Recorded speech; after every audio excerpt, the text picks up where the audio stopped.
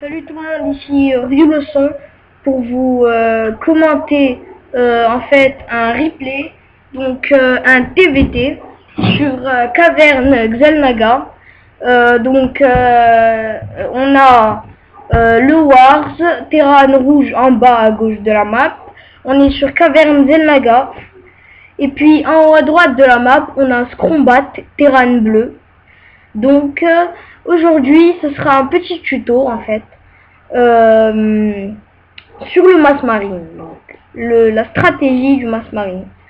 Certains disent c'est un cheese, il y en a qui disent non, c'est pas un cheese, mais bon, pour moi, c'est un cheese en quelque sorte, vu qu'on est all-in et qu'avec 5 racks, on produit pendant longtemps une bonne masse de marine. Donc, les deux supplies qui s'ajoutent, les SCV qui sont produits, on est bueno. Sinon, je voulais vous parler de la nouvelle mise à jour de StarCraft en fait. Le nouvelle interface de StarCraft, la mise à jour 1.5.0. N'hésitez pas à donner votre avis, à commenter, CVP. Ben, personnellement, je trouve que c'est pas mal quand même, hein. C'est bien la vérité. Par contre, en fait, les replays que vous avez de l'ancienne mise à jour de StarCraft 2, pour pouvoir les regarder avec la mise à jour 1.5, vous devez vous déconnecter de Battle.net en fait. Seulement les replays de l'ancienne mise à jour. Et ça c'est chiant en fait, parce qu'il y a un petit téléchargement, je pense. Une petite extraction. Bon bah voilà. On a Scrombat qui prend son gaz de son côté. Il prend son gaz. La baraque c'est fini. Du côté de Wars, étrange, on n'a pas de gaz. Donc Scrombat qui vient scouter avec sa petite commande shift-click. Wars qui vient chasser. Donc le dépôt à 10 sur 11. La baraque 12 sur 19 pour le mass marine. La station orbitale à 15. On continue à faire des SCV. On aura 15 SCV en fait toute la partie. On continue à faire des marines. 4 marines dans la file d'attente. On fait son dépôt dès qu'on a fini sa caserne. Dès que la station orbitale en fait se finit, on lance une mule. Voilà, donc la station à 15 et les 4 marines. Donc après les 4 marines, on économise en fait 750 de minerais. Et d'un coup, on sort les ouvriers et on pose 5 racks. Et on produit. Donc là, le troisième marine va sortir. Du côté Scrombat, on a un CC. On a un réacteur sur sa première baraque. Ça, c'est bizarre. C'est marrant quand même. Ah, voilà, il va partir sur réacteur Hélion. Voilà, donc réacteur Hélion. Le BO du réacteur Hélion consiste en fait à soulever sa baraque et à faire un réacteur en fait. Comme ça, dès que la factory est finie, elle dispose déjà un réacteur en se levant et en prenant la place de la baraque. Du coup, on peut lancer les hélions automatiquement avant de refaire un réacteur.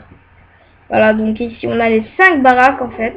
Les 5 baraques qui sont en train d'être construites. En fait, dès que les 5 baraques sont fini, dès que les 5 baraques sont en train de se construire, on lance 2 dépôts. Et on ne construit surtout pas d'ouvriers. On reste à ce stade d'ouvriers là, 15 ouvriers, toute la partie. Et on continue à faire des marines sur la première caserne au moment où on a posé les 5 baraques. Donc maintenant on va prod, et bien sûr on va gérer son nombre de pop. On va faire des supplies le moment désiré.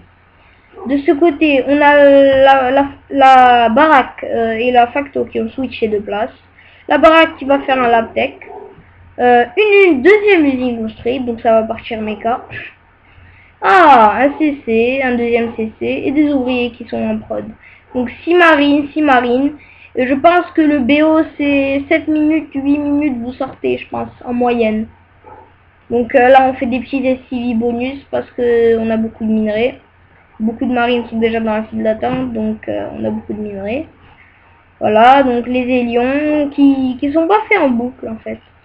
Ah, donc voilà, une facto est avec un réacteur, une facto avec un labtech, et la baraque qui a de la merde, qui a rien.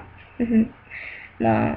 Voilà, donc le deuxième gaz qui est pris, intéressant, ça, un drone dans le deuxième gaz.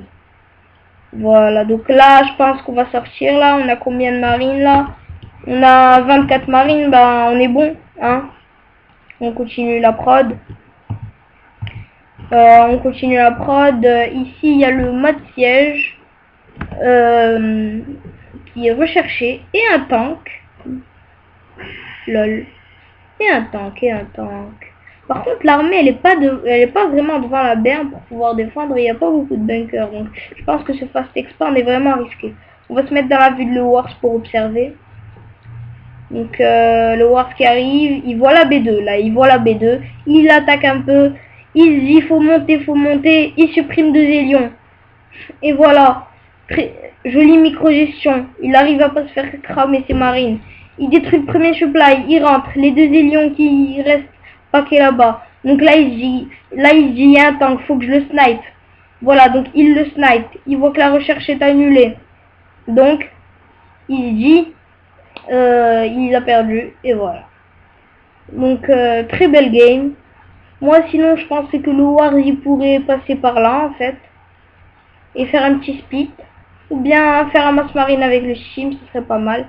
Sinon, un petit tamas de minerais qui n'a pas été utilisé. Mais bon, c'est normal, hein, on pense qu'à micro dans ce moment. Au moment où on push, en fait, on a toutes ces racks dans un groupe de contrôle et on reste appuyé sur A. Et on joue. Des dépôts, on reste appuyé sur A et on micro. En fait, c'est ça. Si par malheur, en fait, vous vous faites reboot, vous paquez tous vos prochains marines, ils vous refait un push. Et vous ramenez vos SCV cette fois. Parce que ce sera la dernière tentative de push. Parce que même si vous vous faites reboot en faisant ce deuxième push, en fait, si vous le pushez et qu'il vous repousse, ce sera impossible de refaire un autre push.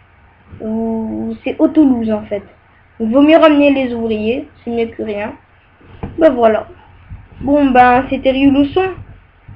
Ciao ciao.